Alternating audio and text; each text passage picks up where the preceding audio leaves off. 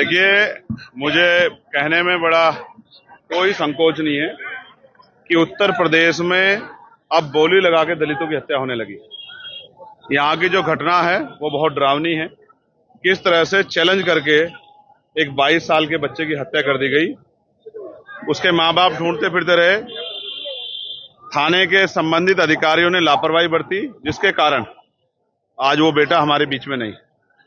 और तो और जो आरोपी था उसको इतना समय मिला कि उसने आराम से सरेंडर कर दिया, पुलिस को गिरफ्तार नहीं कर पाई। ये पुलिस का इतना बड़ा फेलियर है। उसके साथ और वो सातिर इतना है, जिसको जुनैल बताया जा रहा है, वो इतना सातिर है कि उसने 5 अन्य लोगों के नाम ले दिए कि ये मेरे साथी थे। बाद में पुलिस का जानकारी में अपनी जो कार्रवाई है, अपनी जांच में मानना है कि वो 5 लोग उसमें नहीं थे, ये उसने किसी और मंशा से दिए। इसका मतलब वो एक सातिर अपराधी है जिसने सोच समझ के ये हत्या की है। उस पर कठोर से कठोर कार्रवाई हो और फास्ट ट्रैक कोर्ट में मुकदमा चले, और जितने भी ऐसे अधिकारी हैं जिन्होंने अपने कर्तव्य के प्रति जिम्मेदारी निर्वहन नहीं किया, उन पर सख्त कार्रवाई हो, जिससे कि और थानों में गरीबों की जो के साथ जुल्म हो रहा है, वो जुल्म करने वाले लोगों पे कार्रवाई होना आसान हो जाए। सभी अधिकारियों को इसकी संदेश जाए। साथ साथ परिवार की हालत बड़ी कमजोर है, तो हमने परिवार के लिए 50 लाख रुपए की आर्थिक मदद की मांग की है, क्योंकि उनका जो यही कमाने वाला बच्चा था। इस बिटिया के भी 2 बच्चे हैं और उनके माँ बाप भी वृद्ध हो चुके हैं।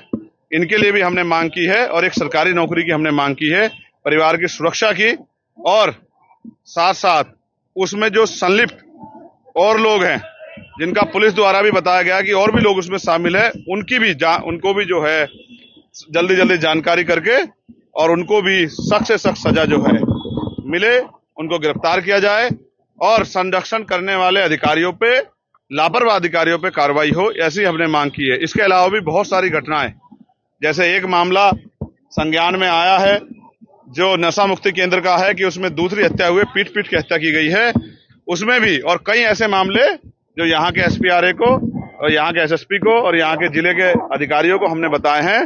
तमाम तरह से ऐसा लगता है कि उत्तर प्रदेश सरकार में गुंडों को खुली छूट मिल गई है कि वो कमजोर वर्ग के लोगों का जितना चाहे दमन करें और उन पर कोई कार्रवाई नहीं होगी।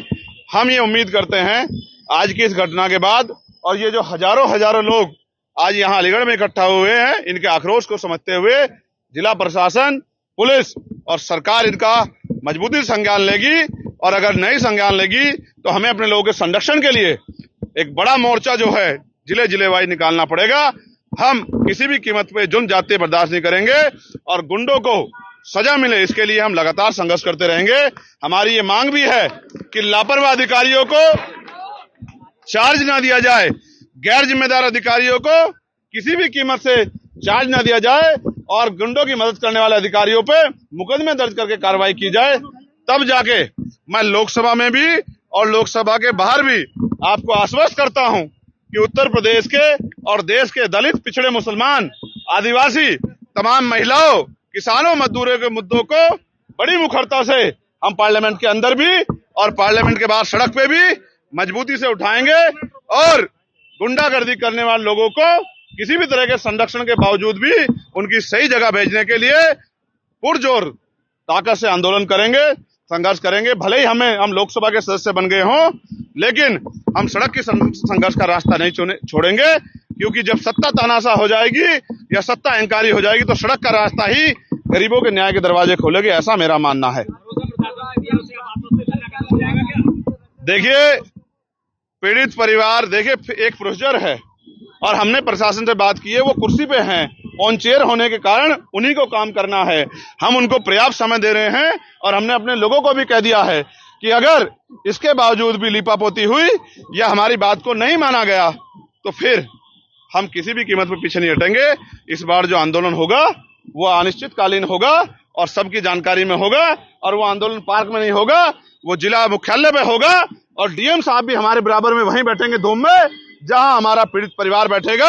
अगर हमारे पीड़ित परिवार के आंसू निकलेंगे तो यहाँ के अधिकारियों का पसीना भी वहीं छूटेगा, इस बात का भी हम आश्वासन देते हैं।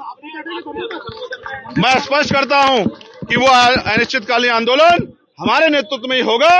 अगर यहाँ का प्रशासन और यहाँ की पुलिस इसी तरह से लापरवाही करेगी तो ये आंदोलन बहुत जल्द होगा।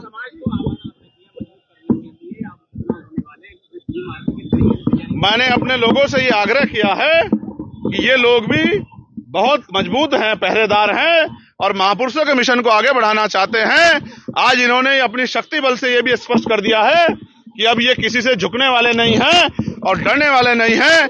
तो मैं मानता हूं कि आने वाले जो उपचुनाव है, जो खैर का प्रस्तावित उपचुनाव है, 6 महीने के अंदर होना है, मैंने इनसे मांग भी की है कि सिर्फ झंडा और नारे से आगे बढ़ के अब ये उस विधानसभा की बूथ कमेटी, सेक्टर कमेटी, विधानसभा कमेटी तैयार कर लें और एक एक वोट भाईचारा बना के आजाद समाज पार्टी के समर्थन में लेकर आए।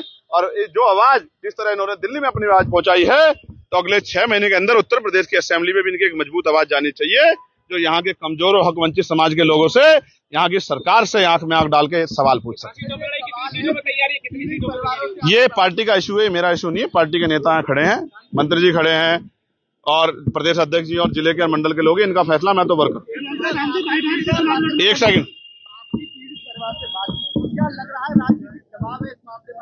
देखिए मैं मानता हूं कि यहाँ के जो एसएसपी हैं, मैं उनको पहले से जानता हूं, एक अच्छे अधिकारी हैं। मैं इनसे ये भी उम्मीद करता हूं, उन्होंने मुझसे बताया है कि बहुत देर से मेरे संज्ञान में मामला आया, लेकिन उन्होंने मुझे आश्वस्त किया कि वो किसी भी तरह के दबाव को ना लेते हैं और ना इसी मामले में लेंगे। लेकिन अगर हमें कहीं, क्योंकि न्याय करने से ज्यादा न्याय होना बहुत जरूरी है, दिखना बहुत जरूरी है, कहीं भी अगर हमें अपने स्तर पे लगा तो फिर इस संघर्ष को आगे बढ़ाएंगे।